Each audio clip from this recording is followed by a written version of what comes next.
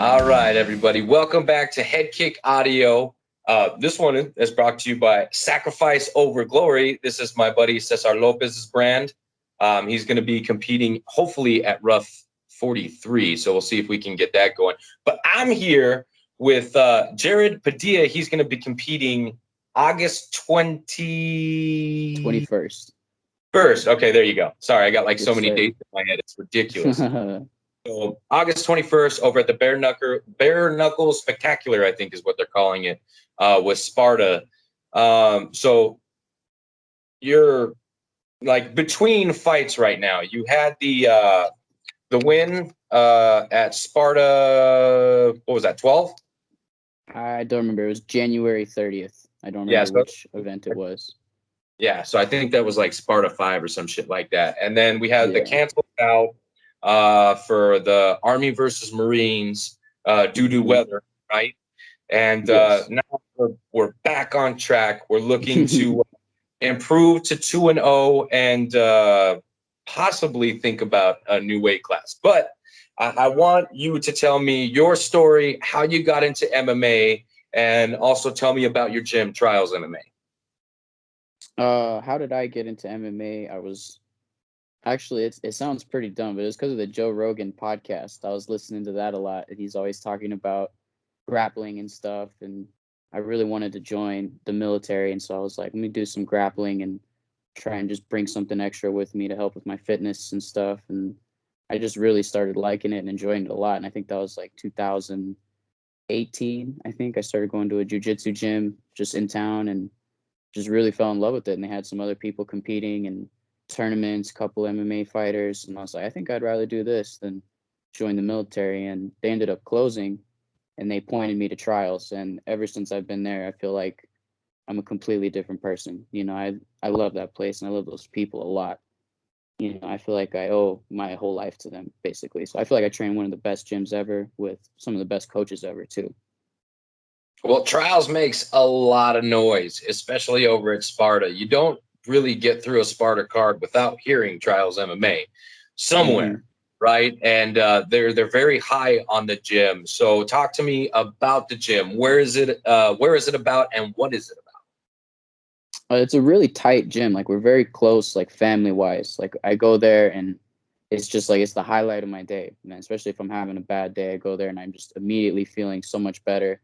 You know, we're just our coach, you know, Ryan Schultz, his nickname is the Lion, and he shows it. Like, he's a living, breathing lion, like Mike Tyson or something. He's just so amazing, and just being in that community of people, it's like a dream family, and all a bunch of psychopaths, you know, grinding it out all the time in the heat. They just open up the garage door and it's like 90 degrees in there every day right now. And yeah, at first I was like, I don't know if this is for me. This place is kind of rough. Might be a little too intense. And then, you know, you adjust to things, and now it's my home. And I love that place. It's amazing. All right. And in preparation for your upcoming bout, who's been your main training partners getting you ready for the 21st? Oh, that's we have a lot of really good people there. I have a buddy of mine who's fighting the same night. His name's Noah Moriarty. He'll be doing a bantamweight bout against Elias Rodriguez, and I get a lot of work with him.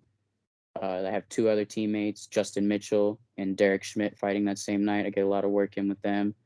We have a couple pros at our gym too, like Coleman Shribner. He's a killer. He's a giant middleweight. And we have Justin Gonzalez, as you know, he's number 9 in Bellator right now, and I get some rounds in with him sometimes. Michael Stack, he's also in the LFA, and he comes in. I get some rounds with him, and yeah, so we just have just a giant talent pool there, I feel like, and I get all types of different styles and body types, and people that prefer to strike, people that prefer to grapple, and then, you know, people that mix it up and are just pretty well rounded. So I'm very pleased with my training partners. Yeah, I mean, J-Train got signed to Bellator. I think it was like earlier, like this year or last year. Yeah, something like that. That was pretty big news, especially if you follow him, which I do, right? So, you know, again, we were talking before, you know, how did you hear of me? Of course, you know, when Sparta's putting on a card, your name flies around a lot. Your gym's name flies around a lot. So I told him, hey, as soon as this kid's got a fight booked in your organization, let's set it up. So that brought us here, right? But we got to talk about something real quick. And I just want to get this one out of the way, right? If you watch my show, you know what's coming, right? You know what's So on the 21st, when fucking Big Mo says, your winner, Jerod Padilla, right? He's gonna. Well, I don't have my sunglasses in here, but he's gonna be wearing sunglasses. Okay. Now, after you get your W, how we celebrating? What's the victory meal? Come on, lay it on me, and it better be good. I mean, I wish I could do better, but if you want me to be quite honest with you, I'm gonna go to McDonald's, man. Like probably like it's gonna be late. We're gonna be in Wyoming. I gotta drive back home to Greeley, like 45 minutes. I'm gonna watch my teammates fight. I'm gonna have a few beers. So I'm gonna be there probably till about 10 or 11 o'clock at night. And I'll probably get home around midnight, maybe later. And so yeah, I'll probably just hit the local McDonald's drive-through for a big double quarter pounder. Now, so check this out, right? If you are a fan of the Big Mac, okay, what you could do is, and this is an old trick that my old boss taught me. Right? He says, order the Big Mac, but have them put the quarter pounder patties on it. Mm-hmm. That's always been my complaint when people are like, "Oh, you like the quarter pounder better than the Big Mac?" I'm like, it has small patties on the Big Mac. I want the big burger. Exactly. So you tell them to put the quarter pounder patties on there, or you get the quarter pounder and just fucking add whatever you need to make it a Big Mac. You know what I'm saying? I'm glad there are ways sympathize with me. around getting what you want. Okay, there are ways around getting what you want. Okay, so McDonald's is the go-to due to circumstances, right? Right. But when you get home, when it's time to celebrate with your family and your team, right? Now you've had some time you don't have to just go to where it's open, right? Because I know you're gonna take more than just one meal because you got to. Everybody's gonna be shoving, food and sweets down your face. So you gotta have one more. So now that you have time, what's it gonna be? One of my favorite places that I go to, like especially outside of camp, like probably 2 or 3 times a month, I go to Chili's just because that's one of my favorite places, and I'll probably end up going to Chili's like the next day, like that Sunday. And what's on the menu? What you eat? That's why I love Chili's, because you can get like a pretty wide variety. Like if you want some fajitas, or if you want a burger, or if you want steak, I like the California Club there. Get some avocados and stuff on there. There's a lot of good food there. I'm just a big fan. And then the chips and queso, I always tear that up. All right, and another pro tip, right? Since we're talking about burgers, if you go, I'm a fat ass, bro. It's okay. If you go to a burger joint, that's one of them sit down motherfuckers, right?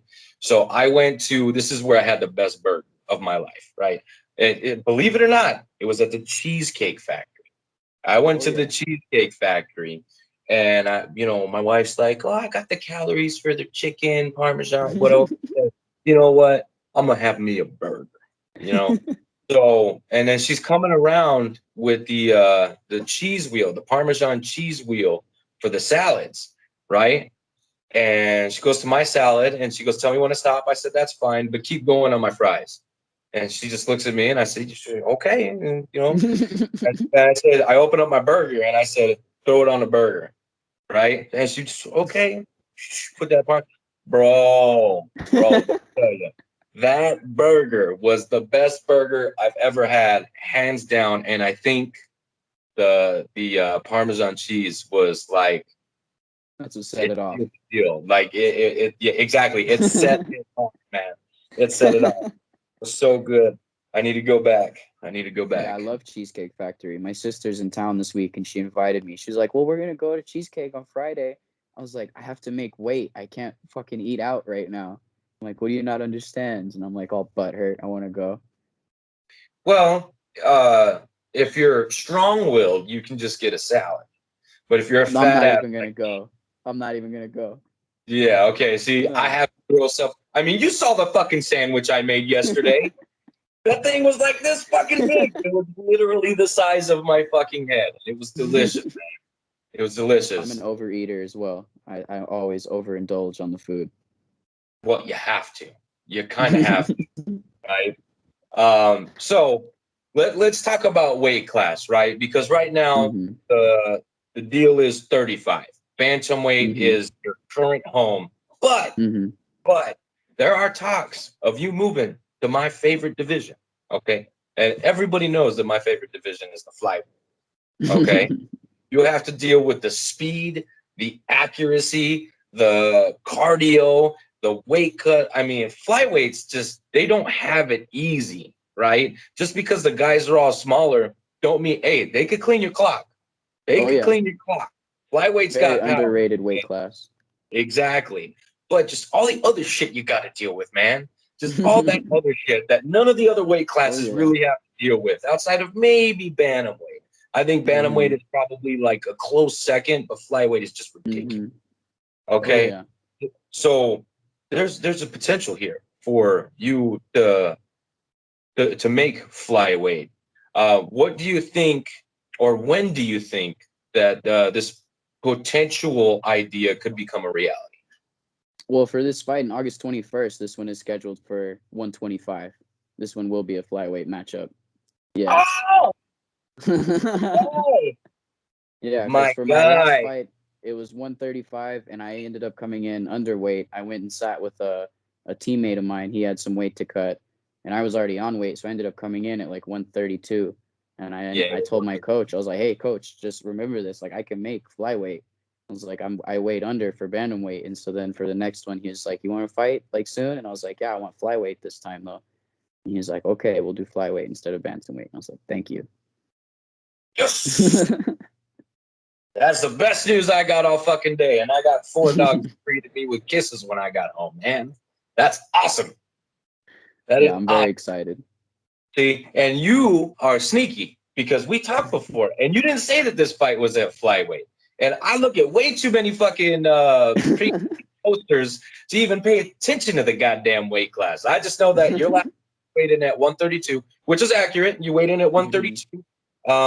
And I believe my last fight, I weighed in at 132. Mhm. Mhm. The lucky But number. it is. See, I could have made flyweight back in the day. Now I'm struggling to make Mhm. fucking welterweight. Jesus. I mean, I am down from 186 was what I weighed before vacation, which was like 2 weeks ago, and I'm down to like 72. So I'm almost there. Right. I'm almost there. Yeah, I But walk around at about 140, and like even if I'm eating really like a lot and like not disciplined, I'll be like 145 at my heaviest. So I can diet down pretty easy and just and how be old are you? disciplined with good food. I'll be 23 in October. You hear that, ladies and gentlemen? 23. I look at food and gain. Okay. That's how it works when you get my age. When I was 23, I could look at food and lose weight, buddy. So take care of yourself. Stay in shape. Stay Yes, in sir. shape, buddy, because it gets the Absolutely. older you get, I'm telling you, the harder it fucking gets. It doesn't get any Mm. easier. Only gets harder. So stay disciplined outside of your cheat meal, your victory meal. That's fine. I full on support the victory meal. Okay, but outside of that, it's strict and paying attention and so we can have a good performance. So, what are you looking to get out of your next outing? I really am always just looking to test myself with everything I do, and even just the first day starting at a jujitsu gym, I was really just trying to test myself and see what I'm capable of. And yeah, I was not too satisfied with my performance in my last fight. Like I just felt like I could have done better. I felt like I didn't keep my head as calm as I could have, and I like to think I'm more technical than I looked in that fight. I feel like I was fighting like an angry drunk guy. So I'm yeah, same thing. I'm just hoping to test myself and and just put on a good performance and show that I do what I do every day and show my skills that I work on. And you're always talking about it and people are like, "Oh, you're a fighter? Like how's it going? Like how's your training? Do you have a fight coming up?" And so I'm blessed to be able to compete. So I'm very excited. Absolutely. And with, the current global situation, COVID is still a fucking thing, right? Oh yeah. So everybody took a year and a half off, depending on your state, right? Mm-hmm. The promotion I Yes. commentate for, we were the first ones back in our state, and we ended up doing, Mm-hmm. I think, 1 or 2 shows with zero audience, which is weird, right? Mm-hmm. The fighters could actually hear me and my broadcast partner as we were commentating. So we were Yeah. trying not to give away too much on what was going on in the fight, but yeah, it was just unavoidable. Much like when you were watching the Definitely. UFC, how they could hear Very DC, interesting. Yeah. you know what I mean? So, Yeah. but for the moment, right? Fans are back, and one thing a lot of people don't understand when you are competing, and you kind of have to compete to get it, right? It's like, okay, when an Olympian goes to the Olympics, right? Who are they representing? They're representing their country. When you go to fight, you're representing your family, you're representing your gym, you are representing everybody that is behind you. So, how you were saying, how you were fighting like an angry drunk, it was a misrepresentation of your true capabilities. So, do you feel that the work has been put in so that this time people will get the real Padilla? Oh, absolutely. I know the work has definitely been put in. I didn't take very much time off after that last fight because, like I said, I wasn't very satisfied. So I took like a week off and got right back into the gym and just immediately started grinding, just like I was back in camp. And my coach had mentioned to me the opportunity. He's like, "Yeah, well, Sparta's doing the AVM show, and they said they might need you," but I hadn't received a name yet. So I was still preparing for this fight as early as I think it was like early March of this year. I was already back in like hard camp basically. So I feel like I've just been in training camp like this entire year of 2021. So I definitely know the work has been put in. All right, that's fucking awesome. And outside of training and fighting, you have a day job, much like this guy right here.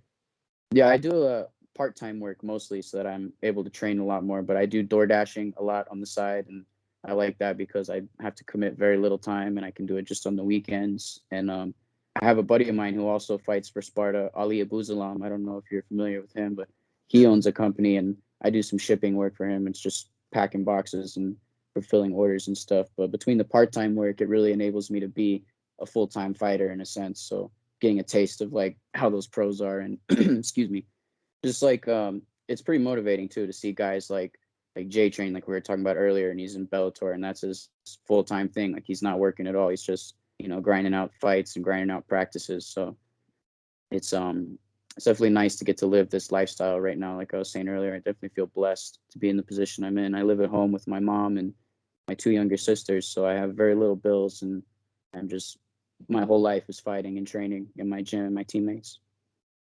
That's awesome. And DoorDash it really does give people that need the extra money or the freedom of a schedule. Because I mean, you clock in and whenever you want, you clock out whenever Mm-hmm.